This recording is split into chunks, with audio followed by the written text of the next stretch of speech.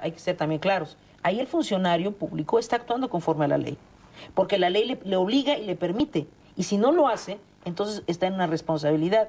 Ahí la responsabilidad, valga la redundancia, es de quienes están haciendo la ley, porque de pronto todo parece que son la policía y el Ejecutivo. Y hay que ser justos. Y hay una parte que le toca al Congreso, que está elaborando las leyes, y que son los diputados y senadores que ahora vamos a votar el domingo. Y regresa a la ciudadanía.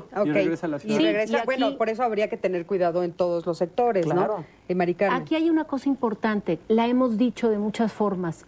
Los ciudadanos tenemos que pensar que las cosas pueden cambiar.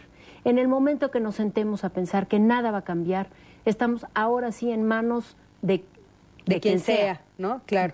Sí, sí, por supuesto. O sea, tendríamos que saber que sí podemos hacer algo, aunque sea algo pequeñito, pero sí hacer. Y requiere perseverancia, necedad, valor, muchas cosas. Claro. Pero se necesita. De otra forma, no vamos a avanzar como país. Buscar tu tiempo, ¿no? Ceder tu tiempo también para hacer eso. Braulio nos dice, fui asaltado y agarraron a los delincuentes, así que fui a la delegación a levantar un acta, luego me pidieron ratificar la declaración porque les encontraron mis pertenencias, pero me detuvieron y me metieron junto con ellos a los separos como un delincuente más.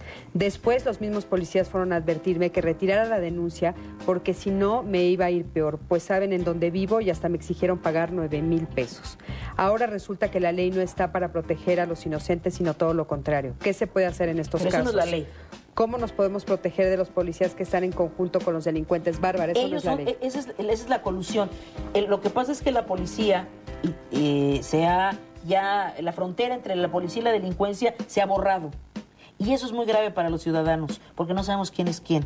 Entonces aquí no es la aplicación de la ley. Yo sí estaría en contra de que piensen que es la aplicación de la ley. Ahí es la delincuencia en las instituciones policíacas. Y hay que denunciar a esos policías. Claro. Es la mejor manera de protegerse de ellos, que denuncie a los policías. Claro, porque entonces parecería que hay esta confusión de la que estás diciendo, ¿no? Porque un policía está frente a mí y está haciendo ciertas acciones, entonces yo creo que está aplicando la ley, pero realmente no están aplicando la ley, lo que están haciendo es siendo delincuentes ellos mismos.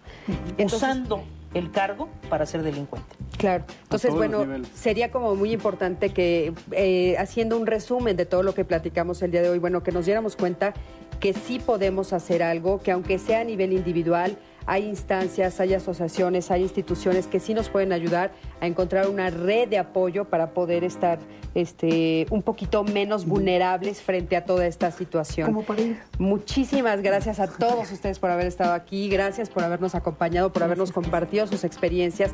Quédate con nosotros en las mañanas en el 11 y nos vemos en la próxima emisión de Diálogos. Hasta luego.